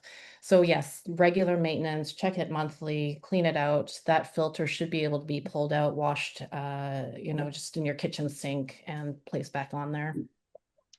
Awesome. Yeah, thank you. Great, thanks.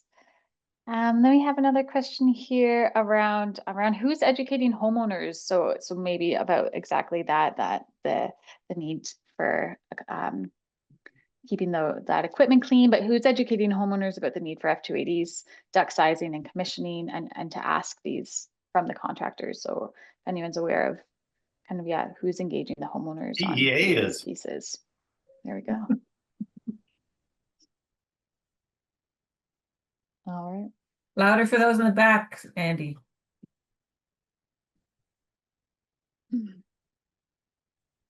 So the energy advisor is. Any comments? Maybe Jeff, maybe we can ask you Yeah, about for your sure. experience there. It's important for us to, if the homeowner is considering any kind of mechanical upgrades, I impart the information that it's critical that you're obviously we've adopted to doing F280s for all, or at least having the data if a person requests. So in my data collection forms, it is now F280 compliant as well. So I already have that data in the conversation with the client. It's important that we stress the importance of the F280 and why. So that's the first line of defense on our end. And then we obviously have the supplementals like CEA and other programs out there that are increasing that conversation. But as a first responder in that regards, I'm critically imparting that information to all clients. And Great. I would also add to Jeff's comment that when working with the energy advisor and getting that F280 calculation, it's up to the contractor to have an understanding of the equipment, its ratings and capacities, as I mentioned in that earlier slide, of the nominal versus the actual. Doing that deep dive of understanding what that equipment is capable of based on the design temperatures that have been provided. So I know I mentioned earlier in Terrace and Kootenay area that we serve, we have successfully been able to fully convert to heat pumps. But in colder climates, such as, as it's been mentioned in Kimberley and Nelson area, that supplemental heating is actually a recommendation because it gets colder and for longer periods of time. We don't get those kinds of temperatures. So it's also understanding the climate and area in which you are located, and then also ensuring that the equipment has the proper actual ratings for the design temperature that you're putting the equipment into. Great, thanks, Joni. And Andy had a comment there too about, so there are some retrofit concierge programs too across the province that are there to kind of support homeowners through the process too, and they're a wealth of knowledge. So if you're in the Kootenay regions, East Kootenay, we have Retrofit Assist running in East Kootenay. Central Kootenay has the RDCK Regional Energy Efficiency Program, so the REEP program. And Kootenay Boundary in Rossland, we have Retrofit Assist, and otherwise across the Kootenay Boundary region, they have the RDKB Home Smart program. So you can always share those resources with your clients too, and they can connect directly with those program administrators and get all the information they need. Great, maybe we'll just ask one more question here. We have a couple minutes left, and then we just have a couple slides to close out on. Ray just asks how the air source heat pump and the auxiliary heating source communicate and whether or not an HRV can be connected to that system. So maybe Joni or Micah. Yeah, can you just repeat that one more time, please? How the air source heat pump and the auxiliary heating source are communicating and whether an HRV can be connected to the system. Yeah, I'll go for the first part. How are they communicating? And it's like how we set it up and how my technician set it up with that balance point through the thermostat. And when that, once again, when it gets colder and the BTUs rise and the efficiency of your heat pump, what's here it's rated at, when it's going to lose that efficiency, and how cold it gets is when that element turns on or that heat strip turns on. We set that up with the clients and walk through it with them and tell them not to mess with it. Yes, HRVs, ERVs can be put, it's sort of two different questions there. They can be added to essentially ducted system, and you could add them as a partially dedicated system. There are two different, we're talking about, maybe the question implied that the heat recovery part of it, the word heat. Said HRV in the question. Yeah. Yeah. Yeah, it's sort of two different questions, unless I'm wrong and someone else could chime in on there. Yeah. I think I might just add that, ensuring that you have a proper thermostat that's actually for a heat pump and dual fuel system. You'd be surprised at how many homes we've looked at where it's like, my supplemental heating isn't working. It's because they didn't even have a thermostat that was actually designed for a dual fuel or a system with auxiliary heating. So make sure you have the right thermostat is probably point number one. And then with the HRV, typically it's a separate controller, a separate system that has its own control module on the wall. I guess there may be systems that could integrate them both, but for what we've done, it's always been a separate system. Wonderful, perfect. And all right, I just dropped a resource too that one of our attendees shared too in the chat. So we just shared it through the Q&A. So I just wanted to make sure it got saw in the chat there. So that brings us to time. Thanks everyone for joining us. Thanks panelists. That was an incredible wealth of knowledge and experience to share with all of us. So I appreciate your time. Thanks Gaetan for joining me and co-hosting, and thanks to our partners and sponsors for making this able to happen. Just wanted to close out with some information about the about our upcoming events. Great, thanks, Gaetan. I did share links to both of these in the chat, but you'll find them as well in our follow-up email. So there was some conversation around how to collect the data for a proper F28012 heat load calculation. So we're going to have a webinar specifically focused on that, and then we're also doing a bit of a roadshow across the Kootenays and northern region around the integrated design process and looking at right sizing HVAC equipment as part of that. So I did share a link in the chat, but make sure to keep an eye on the follow-up email too. And just a little plug for the Home Performance Contractor Network. So if you are a contractor working on retrofits and your clients are wanting to access rebates, this is the program to become a part of. There's some required training and other steps, but we'll share some links in the chat, and then you can contact the Home Performance Contractor Network with their info at email address if you have any questions. We also wanted to flag this micro credential for anyone wanting to kind of upskill in terms of air heat pump installation. So this is in partnership with HPSC, TECA, and BCIT. So take a look there. And then that's it. Okay, great. Ta-da. Wonderful. Thanks, everyone. And thanks again, panelists. We really appreciate it. Thanks, everybody. That's it. Okay, See you next time. Thank you, guys. Thanks, Shay. We'll see you next time. Bye. Bye-bye.